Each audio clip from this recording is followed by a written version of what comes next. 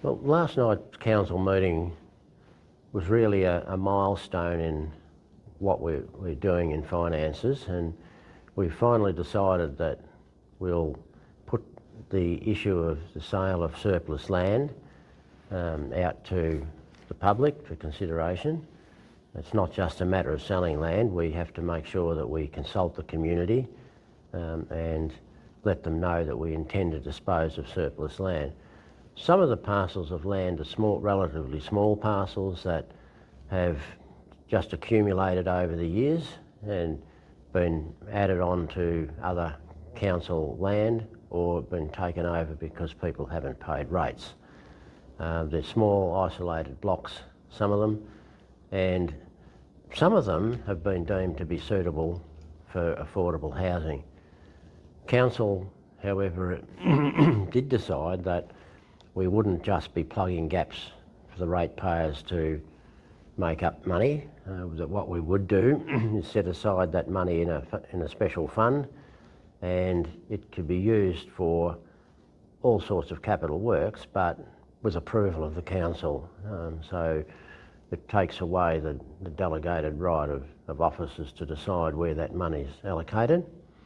And what we'll be doing is maybe also using those funds that are generated to co-fund opportunities that come when federal and state government make grants available.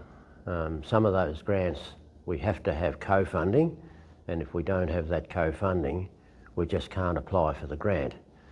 And with the latest demise of the council spare cash, we just don't have the money to set aside to take advantage of some of those things.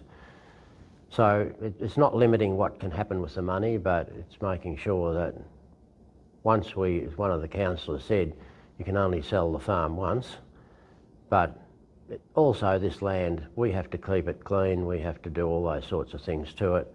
So it's worth actually capitalising that money. The other thing that was of interest was the review of our FOGO system. We did promise that we would review the system, and after 12 months we did put out an extensive survey.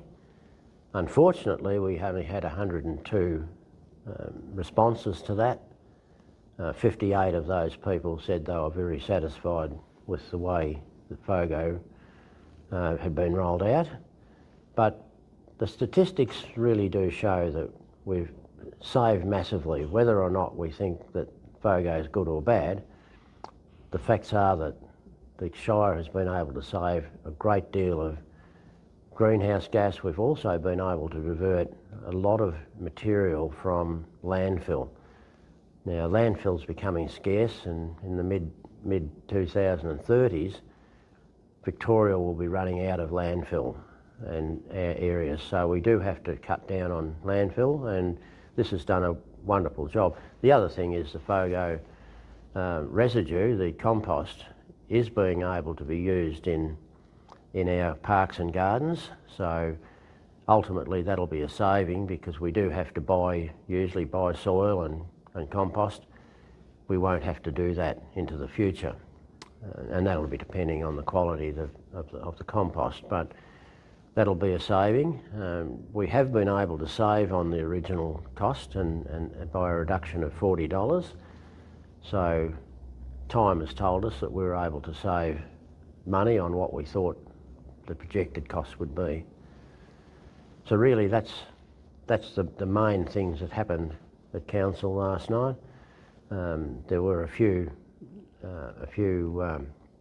smaller projects, like in Trentham, where the consideration of closing Bath Street was really deferred and put into consideration for another project down the line in the Trent Creek.